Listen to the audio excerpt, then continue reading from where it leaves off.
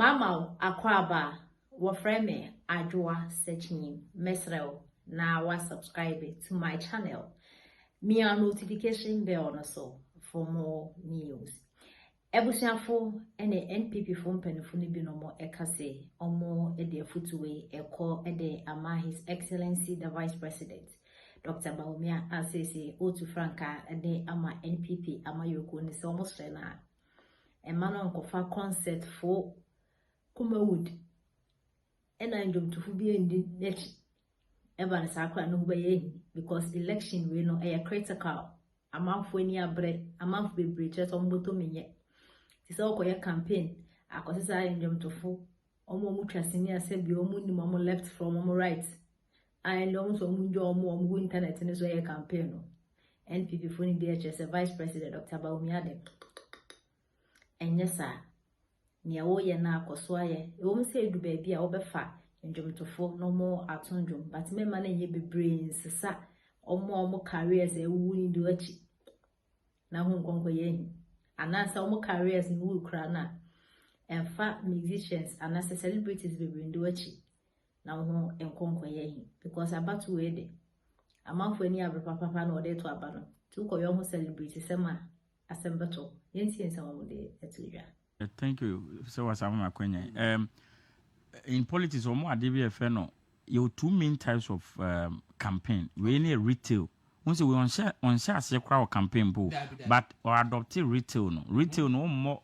Once that muja data be brisa, name more target some group now. We come for now. Can answer much from. And let me use the opportunity. So you know me catch my lawyer friend bipa, but time or cook must not tune for council also say.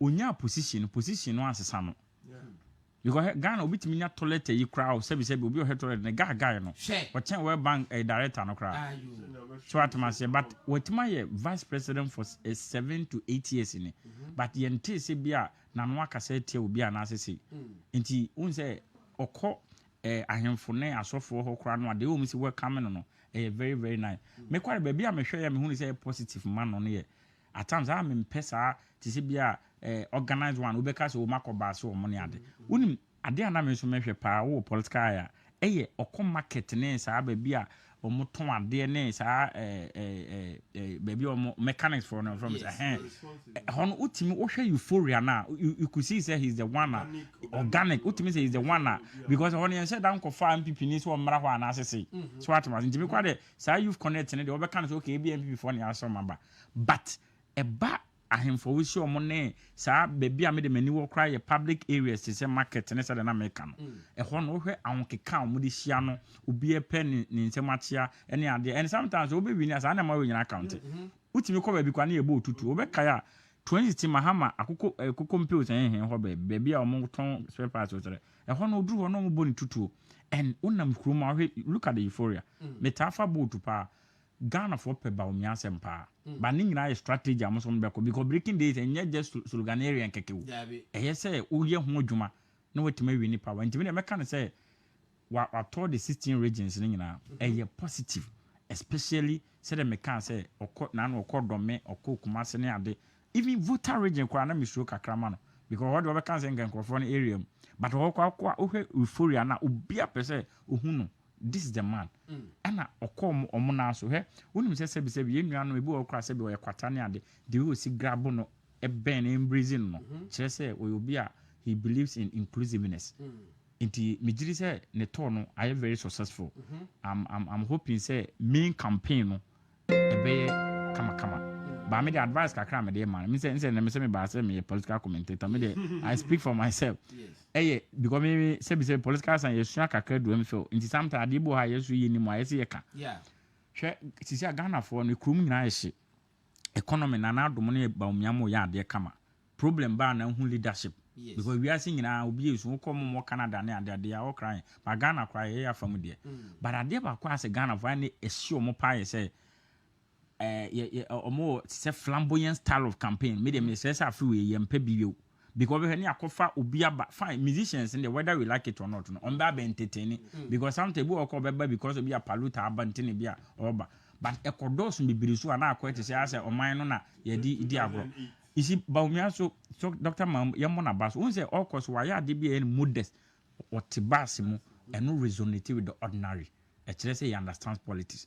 Intermediate mechanic say uncle modest say ya Ghana for ebe chenodo.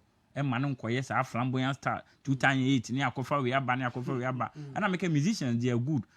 Omo mbe to my problem no ba me pese boka Kofa wo huni akofa obi a ne career wu kra wo acting mu ne na ba be gina ho.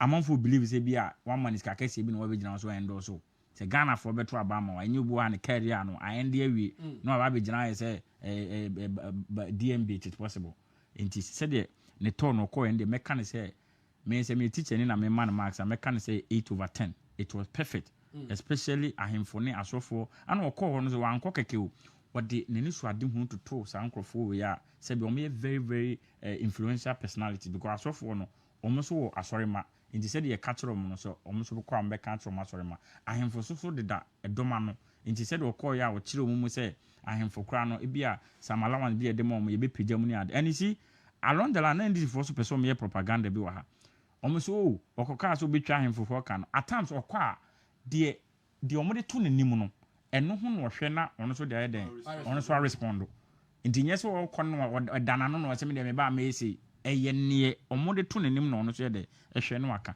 it make can say I'm hoping say main campaign de ebe kama to say the way no call na ayi mahu ade bi wa say you see bibi ka chem patcho ube tell bi piece of online ma me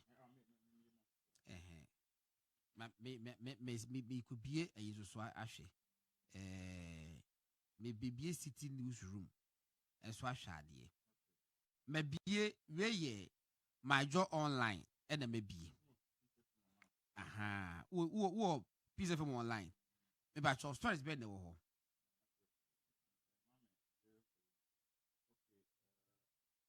okay wo de ni bie no me wo my job online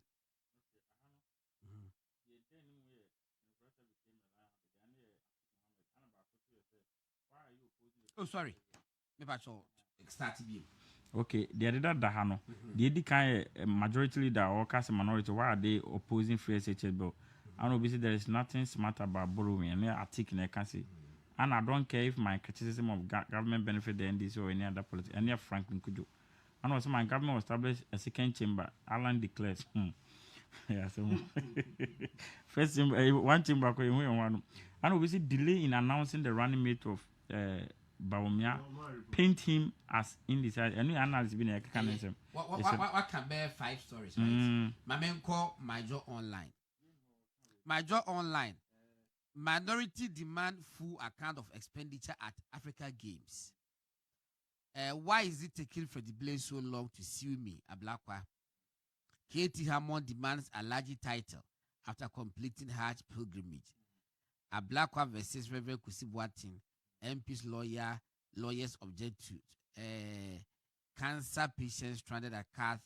Doctors obtain oncology services. I'll review free SHS policy if elected. Kenya protest sharp drop in internet availability. Watchdog says. And now, where my job online. City newsroom. Mahama is incorruptible. False accusations won't tarnish his image. Bawa Muktari and my main share story no say if it is relative to or say Bawa Muktari spokesperson for Mahama has vehemently maintained that her boss is incorruptible. This assertion